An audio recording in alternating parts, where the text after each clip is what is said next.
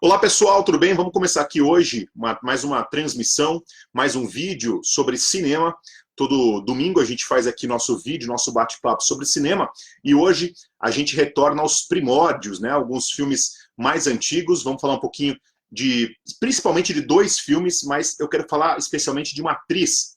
Hoje o nosso vídeo é para falar sobre uma atriz específica que não diria que seja talvez uma grande atriz, mas é uma grande presença, que é a Louise Brooks, e também os filmes que ela fez, filmes muito importantes que ela fez com um diretor alemão chamado Pabst, Georg Wilhelm Pabst, né, que é um cineasta muito talentoso também, e que é lembrado principalmente por esses filmes e pela parceria com a atriz, com a Louise Brooks. Eu quero falar um pouquinho mais dela, um pouquinho da carreira dela, e depois a gente vai entrar nos filmes, e vamos falar também sobre o expressionismo alemão, né? Muita gente se questiona se esses filmes são expressionistas, e eu vou tentar fazer uma análise aqui, explicar porque não são exatamente filmes expressionistas ou típicos exemplares do movimento expressionista. Tá? Eu acho que essa é uma discussão interessante que a gente pode fazer. Inclusive, recentemente eu coloquei uma foto da Louise Brooks, uma imagem dela, na página aqui do site, e perguntaram, né, levantaram essa questão, mas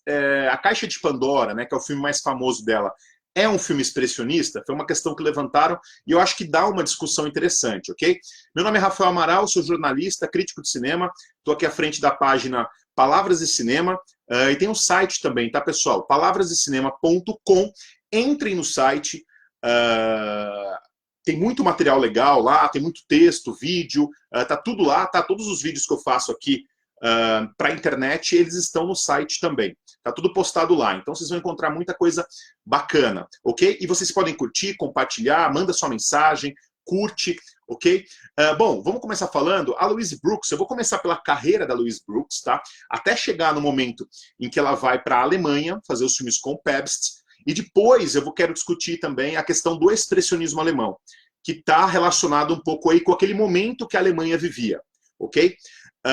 A Louise, diferente do que muita gente pensa e lembra, ela é uma atriz americana, ela não é uma atriz alemã, apesar de ter feito sucesso devido a dois filmes alemães, né, esses que eu citei, o Caixa de Pandora e o Diário da Garota Perdida, que são os mais famosos dela. Mas ela é americana, ela nasceu no Kansas, e ela, antes de chegar ao cinema, a Louise, ela era dançarina, ela trabalhava nos palcos como dançarina. Então, primeiro dançarina, depois ela acabou se tornando atriz em meados dos anos 20. E ela fez alguns filmes americanos, alguns filmes que inclusive eu não vi, mas com diretores conhecidos, com diretores famosos, como William Wellman, Howard Hawks.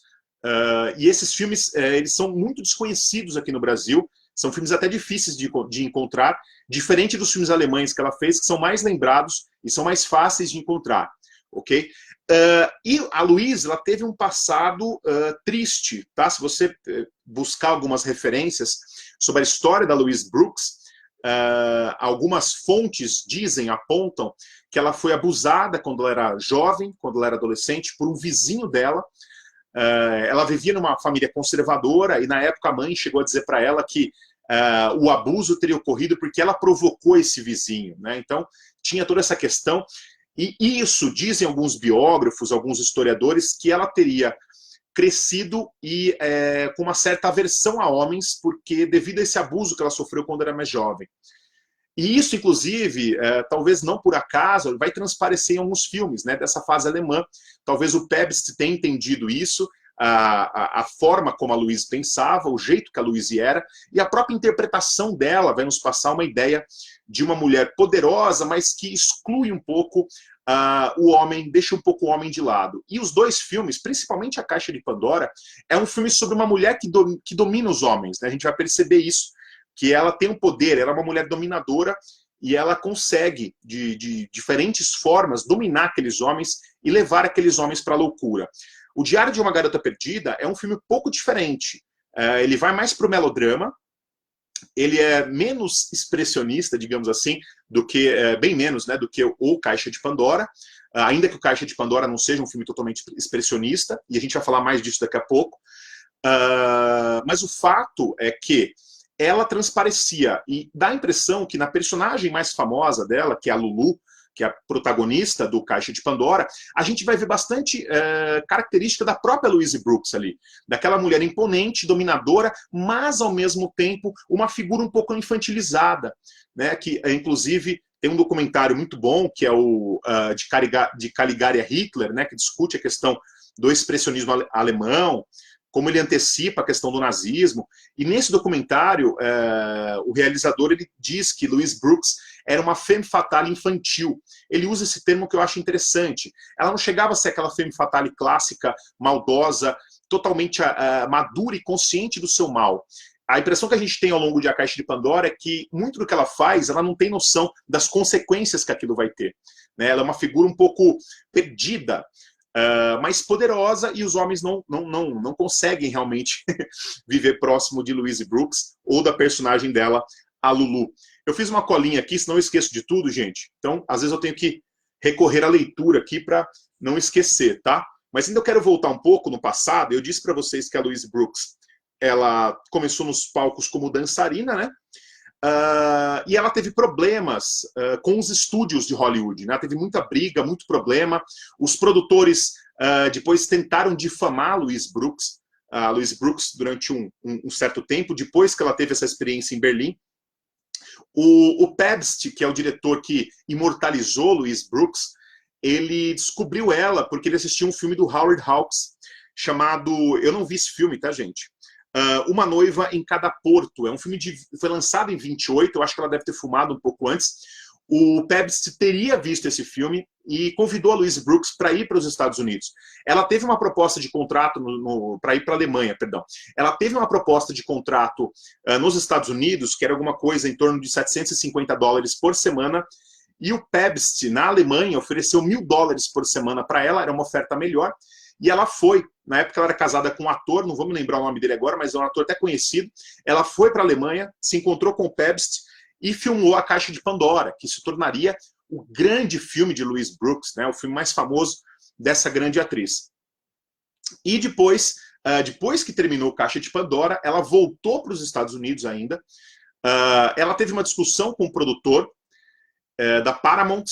Esse produtor queria que ela dublasse a voz de uma personagem que ela fez em um filme. Esse filme inicialmente seria mudo, mas como já estava tendo aquela transição para o cinema falado, eles já estavam incluindo as vozes nos filmes.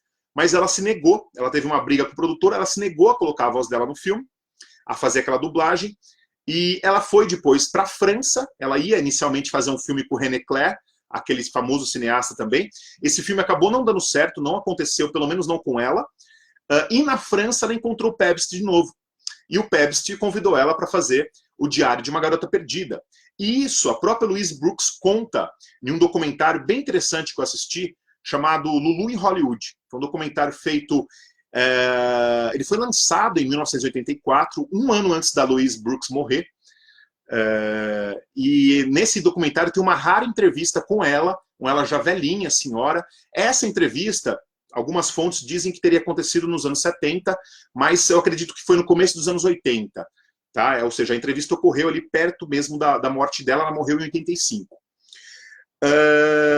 E ela volta para a Alemanha, ela volta para a Europa e faz O Diário de uma Garota Perdida. Acontece que, em Hollywood,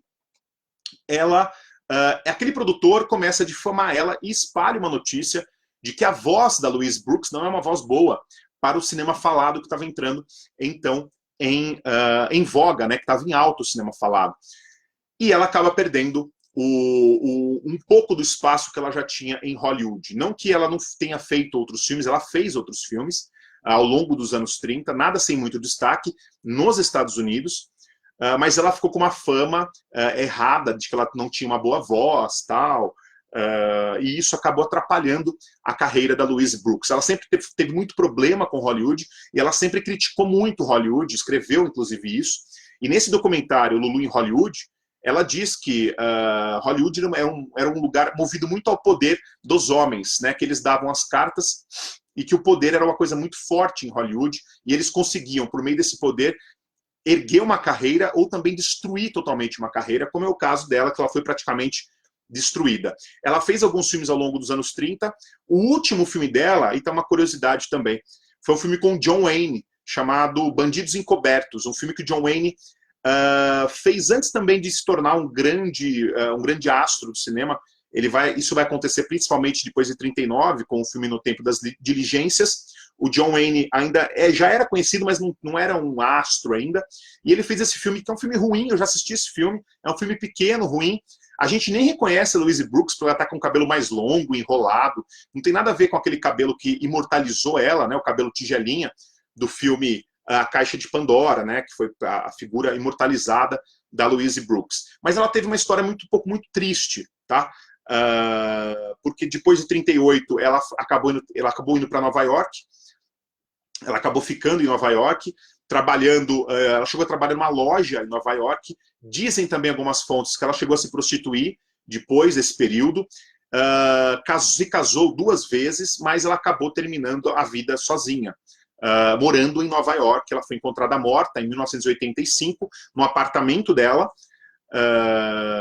e ela sofria de um problema de artrite, mas a causa da morte teria sido ataque cardíaco, né? Ela teve um ataque cardíaco e acabou morrendo. Bom, eu já falei um pouco, né, aqui da carreira da Louise Brooks, da história da Louise Brooks. Agora eu queria falar um pouquinho do filme A Caixa de Pandora e também do Diário de uma Garota Perdida. E aí a gente começa a entrar na questão do expressionismo alemão. Deixa eu continuar novamente aqui a minha colinha, ver se não tem nada que eu estou esquecendo por aqui, porque senão pode ser que me passe aí, tá? Eu já falei da questão do Howard Hawks, do produtor. Ela chegou a abrir falência antes de voltar para Nova York e trabalhar, né? Fazer trabalhos menores em Nova York. Nesse documentário Lulu em Berlim, que eu falei para vocês, ele saiu no Brasil, inclusive, como um extra do DVD do Caixa de Pandora. Eu vou mostrar aqui daqui a pouco. E nesse documentário, ela está com o cabelo mais longo, umas mechas brancas. É difícil reconhecer que é aquela garota, né, a mesma atriz que fez o Caixa de Pandora.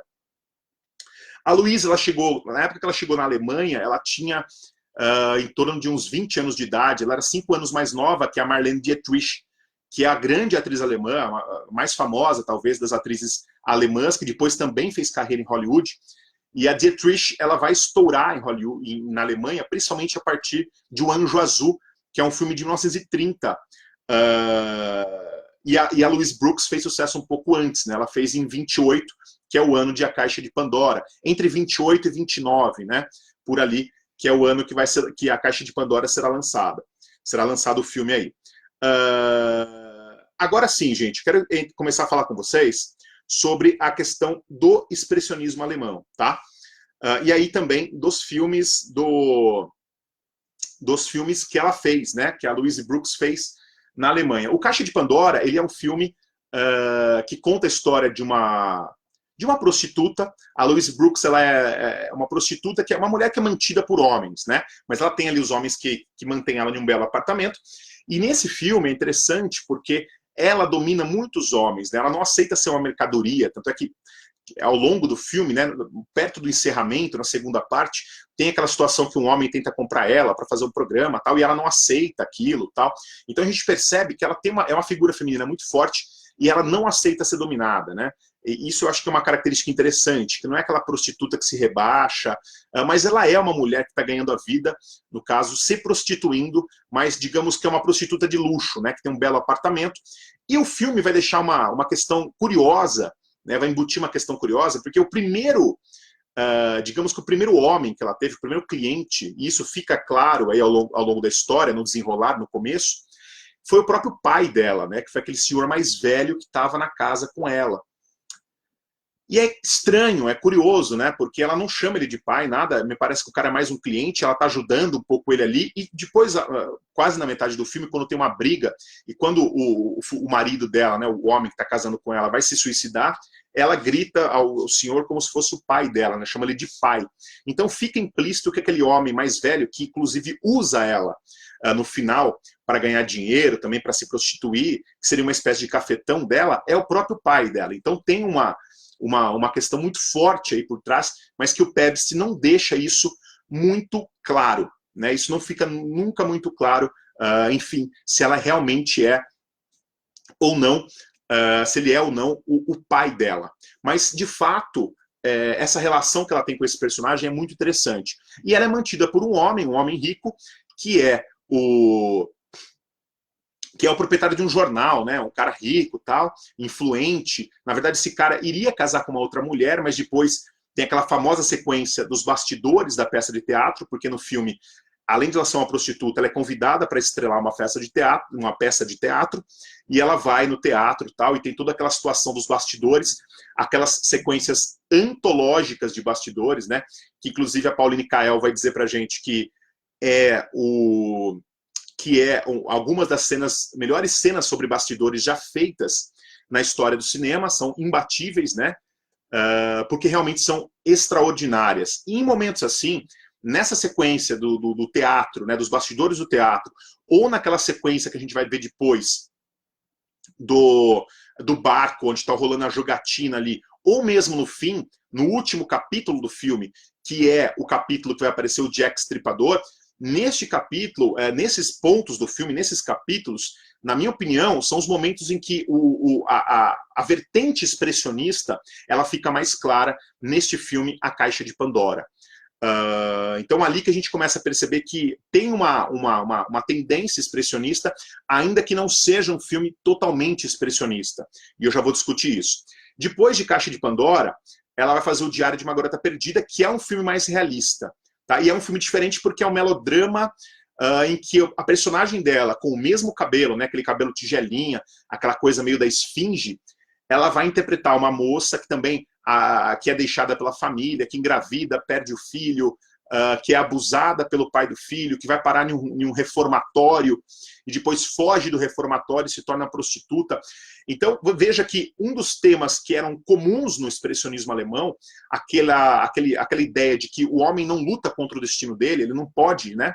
Que o destino dele já está dado, que tem uma série de problemas e que é inevitável, de certa forma, esse destino complicado, que é um tema comum do expressionismo, também está presente nesses filmes. E a gente vai perceber isso em outros filmes dessa época também, que vão abordar as questões sociais, que não são filmes totalmente expressionistas. E um filme famoso, que eu posso me referir aqui dessa época, que também vai para um lado um pouco mais social, não tanto para aquela questão mística, monstruosa, fantasmagórica, que é muito comum dos filmes expressionistas e, portanto, os colocam mais próximo do terror, do gênero terror, é A Última Gargalhada, que é um filme com um forte cunho social, de um cara que perde o emprego e que não aceita isso, que perde o posto do emprego que ele assume, que é interpretado pelo Emil Jennings, que é um ator famoso, que depois se filiou aos nazistas, tal, e que é dirigido pelo Murnau, que é um dos grandes diretores daquela época e que é mais conhecido, mais reconhecido do que o Pabst, que é o diretor que é também muito talentoso, mas que é o cineasta de A Caixa de Pandora. A figura da Louise Brooks ela vai se tornar uma figura mítica, uma mulher que vai entrar para a história do cinema como uma figura mítica, assim como Dietrich, assim como Greta Garbo, principalmente, né? Que são atrizes que vão evocar o imaginário masculino, principalmente, mas que são figuras um pouco andróginas. Elas não são exatamente, não tem aquela sexualidade explosiva como teria depois as mulheres da geração da Marilyn Monroe e outras atrizes da época. Elas são atrizes que mantêm aquele estilo um pouco europeu, fechado, cobertas por roupa, um pouco andrógenas, a figura da esfinge, né, aquela figura diferenciada. E a gente vai ter aí como as grandes expoentes dessas imagens a Louise Brooks, obviamente, e também a Greta Garbo. E depois a gente vai perceber que esse visual da Louise Brooks vai influenciar uma série de atrizes e uma série de filmes. Eu, por exemplo, quando assisto Viver a Vida, do Jean-Luc Godard, eu vejo muito da Louise Brooks no corte de cabelo da Ana Karina, porque me parece que é uma homenagem clara, que também a Ana Karina faz papel de uma prostituta em Viver a Vida. E no filme, aí vamos dar um pulo, né? Pulp Fiction, né, com a Uma Thurman, também tem aquela mulher com aquele cabelinho tigelinha, me parece também ali que tem uma aproximação com o visual da Louise Brooks, que é muito interessante também fazer esse paralelo aí, ainda que sejam filmes totalmente diferentes, obviamente com questões diferentes, mas de certa forma todas essas mulheres com esses visuais, elas são descendentes de Louise Brooks, que era à sua maneira uma mulher moderna, uma mulher livre, uma mulher moderna, em uma sociedade ainda um pouco libertária, né, anterior à ascensão do nazismo na Alemanha. A gente está falando ainda da República de Weimar, né, daquele período anterior, que havia ali uma certa libertinagem, que depois seria eclipsada pelos nazistas, né, com a chegada dos nazistas ao poder, e que é, de certa forma, a história contada no filme Cabaré, do Bob Fosse, né, e vamos lembrar de Cabaré também, porque a Liza Minnelli utiliza um cabelo parecido com o cabelo da Louise Brooks. Então, dá para a gente pensar em um paralelo aí também. E aí vão me perguntar, né, agora a gente chega naquele ponto, é um filme expressionista, A Caixa de Pandora? Ele tem algumas questões, ele tem algumas características expressionistas. Vamos falar um pouquinho o que é o expressionismo alemão? É interessante a gente lembrar que o expressionismo alemão, que é um movimento muito importante de vanguarda, ele não começa no cinema, né? O expressionismo ele transcende isso, né? Na verdade, ele começa como um movimento na literatura, no teatro e no cinema, segundo algumas fontes que eu li também, que eu busquei pesquisar, ele é um segundo momento do expressionismo alemão, que é o momento cinematográfico, né? Uma segunda fase, digamos assim. E para muitos historiadores, a gente tem alguns filmes anteriores que já são um pouco considerados expressionistas, como O Estudante de Praga, mas muita gente considera como o marco inicial do expressionismo no cinema como O Gabinete do Dr. Caligari, que é de 19, né? Que é uma obra-prima do cinema de horror. E as características do expressionismo começam a aparecer muito forte no filme do Caligari, que são elas, né? Os cenários distorcidos, né? A direção de arte, no caso, os cenários, né? Um pouco teatrais também. A gente percebe que a distorção dos cenários, elas são uma representação da própria distorção dos personagens. As figuras místicas, os monstros, né? A gente vai ver o Caligari, a gente vai ver depois o Nosferatu, o Golem, a gente vai ver o Fausto. São figuras monstruosas, míticas também, e personagens dominados por uma força superior. E, geralmente esses filmes eles retratam figuras dominadas por forças superiores, né? A gente vai ver isso no Caligari, a gente vai ver isso no Nosferatu, a gente vai ver isso no Fausto, as figuras demoníacas que dominam o homem. E que reproduzem uma certa loucura, né? E claro, a gente não pode esquecer do Dr. Mabuse também, a famosa série do Fritz Lang, que é, com toda certeza, um marco também desse momento, né? O Mabuse, o jogador, né? Esse filme mudo, e depois o Lang vai fazer o testamento do Dr. Mabuse, que é, acho que o último ou antepenúltimo filme dele na Alemanha, em 33, antes dele embarcar e ir embora da Alemanha com a ascensão do nazismo. Então, é um momento muito rico do cinema, o expressionismo alemão, que é marcado aí por esses filmes, né? Principalmente por esses que eu citei aí, o Nosferatu, o Caligari, posso estar esquecendo de mais algum, mas enfim. O expressionismo, a questão expressionista, eu anotei algumas coisas para não esquecer aqui, tá, pessoal? Os filmes exploram o impulso pelo primitivo, né? A gente percebe isso dessas figuras monstruosas, o místico, o inconsciente, são características aí, e esses filmes apostam, como eu disse, interpretações muito carregadas, monstruosas, maquiagens muito pesadas, cenários muito pesados e artificiais, e enquadramentos também que reforçam um pouco a questão da ilusão e de um universo distorcido, né? A gente percebe isso muito bem, que alguns diretores utilizam algumas características de enquadramento, né?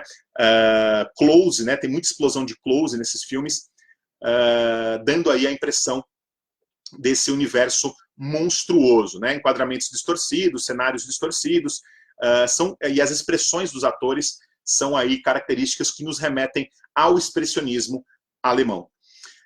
Porém, A Caixa de Pandora é um filme que vai surgir em um momento em que o expressionismo já está perdendo um pouco sua força. Inclusive, tem muitos críticos da época que questionavam se o expressionismo alemão já não tinha perdido aquela força, aquela originalidade inicial. E aí vem um termo, né, nesse período, e alguns, né, especialistas se referem a esse momento em que foi feito a Caixa de Pandora, como um momento da nova objetividade. A nova objetividade seria uma espécie de descendente do expressionismo alemão, né? Essa nova objetividade, ela vai trazer as questões sociais para dentro desses filmes alemães. E aí a gente começa a ver uma abordagem também com uma influência do teatro da época, né, do Beckett, por exemplo, que vai abordar as questões sociais no seu teatro, e aquelas questões místicas da alma, do inconsciente, da monstruosidade do universo, elas começam a perder um pouco espaço para as questões sociais. E essa chamada nova objetividade, ela vai lançar no cinema também essa questão social. E o Caixa de Pandora, segundo alguns especialistas e historiadores, ele vai se inscrever aí, nessa chamada nova objetividade, porque ele trata da história de uma mulher que é influenciada por um meio social e que está lutando, né, contra a prostituição, não digo lutando, mas também tirando proveito daquilo, né, as questões sociais estão implícitas e claras em um filme como O Caixa de Pandora e principalmente, eu diria, no Diário de uma Garota Perdida, porque o filme é todo social, né, a gente percebe que tem toda uma questão social que coloca o filme aí em evidência. Mas eu diria que eu acho a Caixa de Pandora muito melhor que o Diário, até porque eu acho que a presença da Louise Brooks é muito mais forte em A Caixa de Pandora do que em Diário de uma Garota Perdida. Né? A atitude da personagem, né? A Lulu, é uma personagem mais forte. Mas tem também, gente, um outro termo que dizem, que também a gente encontra quando a gente vai pesquisar sobre o expressionismo alemão, que chamam de Kammerspielfilm, que significa alguma coisa como filme de peças de câmara, que seria também, que teria uma influência no teatro e que faz parte desse segundo momento do expressionismo alemão no cinema daquela época. E que está, na minha opinião, que se confunde um pouco com a nova objetividade. Ambos estão convivendo ali e, para alguns autores, a gente vai quase chegar na conclusão que é a mesma coisa, que seriam vertentes de visões dentro do próprio expressionismo. Assim como antes o caligarismo também foi. Né? Tem alguns autores que dizem que caligarismo é uma coisa, expressionismo alemão é outra. Né? O expressionismo ele pode utilizar cenários reais, como a gente vê, por exemplo, no Nosferatu, e o caligarismo não, né? O caligarismo ele usa todos cenários artificiais, como o próprio Gabinete do Dr. Caligari. Então, o Gabinete do Dr. Caligari, por ser um filme tão forte e tão influenciador na época, ele acabou ganhando um gênero próprio, praticamente. Né? Então, tem gente que utiliza também um termo chamado caligarismo. Então, a gente vai encontrar aí, dentro do expressionismo alemão, que talvez seja difícil a gente cobrir toda essa época e chamar tudo isso de expressionismo, a gente vai encontrar essas vertentes de transformação. Seja antes o caligarismo, seja depois a nova objetividade, ou mesmo esse filmes de peças de câmara, como eles vão chamar aí. Tá? Eu trouxe até eu dei uma pesquisada sobre esses filmes de peças de câmara, e um autor que eu encontrei na internet, ele diz que esses filmes eles exploram a sutileza do drama psicológico, que a gente vai ver em A Caixa de Pandora, e também o Diário de uma Garota Perdida, a tragédia social e o ambiente cotidiano do personagem. Exatamente o que a gente está vendo em A Caixa de Pandora, né, nesses dois filmes com a Louise Brooks. Atributos que convergem para traduzir visualmente os seus conflitos emocionais. Nesse sentido, né, A Caixa de Pandora ela vai se inscrever aí como um filme talvez aqui dentro desses filmes de peças de câmara, como eu falei, mas também, não só este filme, mas como também o que eu já citei, A Última Gargalhada, do Murnau, que é também uma obra-prima que eu recomendo muito, que é um filme que merece aqui um vídeo também, porque é extraordinário também esse filme, tá? É tão bom quanto A Caixa de Pandora.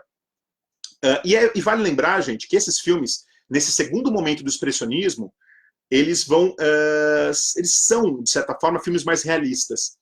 O expressionismo alemão, dentro daqueles filmes que a gente identifica como puro expressionista, ele é muito irreal, né? A gente percebe que ele é propositalmente real, ele abusa muito do cenário, maquiagem, né? E já esse momento do cinema alemão, com os filmes do Pabst, vai ter uma guinada aí pro social, portanto ele fica um pouco mais realista. Como eu disse, se você assistir A Caixa de Pandora, você vai perceber que alguns capítulos são mais realistas do que outros capítulos, mas de certa forma ele é um filme que vai caminhando mais para o realismo. E o Diário de uma Garota Perdida ele é ainda mais realista do que o Caixa de Pandora. Então tem uma guinada para o lado social. Mas é um cinema, como eu disse, que representa muito bem um momento ainda de liberdade anterior à ascensão nazista, que vai ocorrer no início dos anos 30, né, que aí a Alemanha toda vai passar por uma série de transformações, mas algumas dessas questões a gente já começa a enxergar nesses filmes, né? Você veja, por exemplo,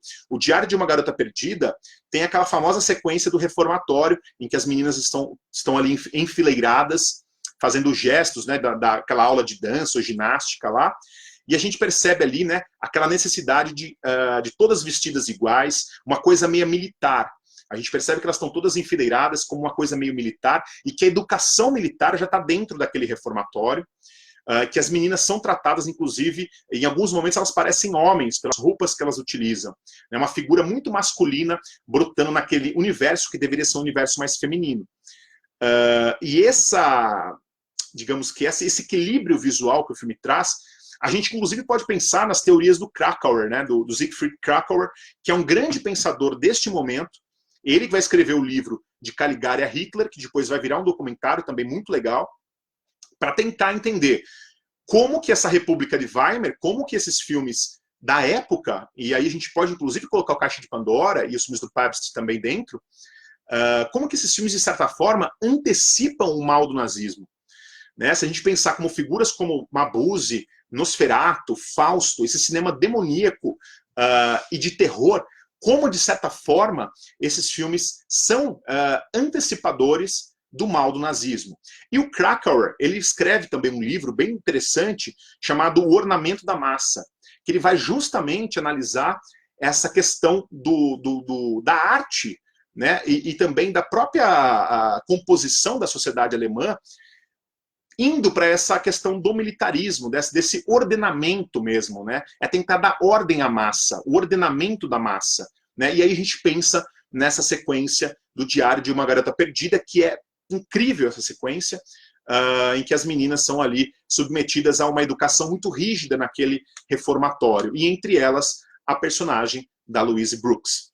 Portanto, são dois filmes marcantes que eu comentei aqui hoje, tá? A Caixa de Pandora e o Diário. Se vocês puderem, vejam ambos, são muito interessantes. E o expressionismo alemão é um movimento espetacular. Tá? Eu citei aqui alguns filmes do movimento, mas tem outros também que são muito bons. A Morte Cansada também é um filme excelente, expressionista.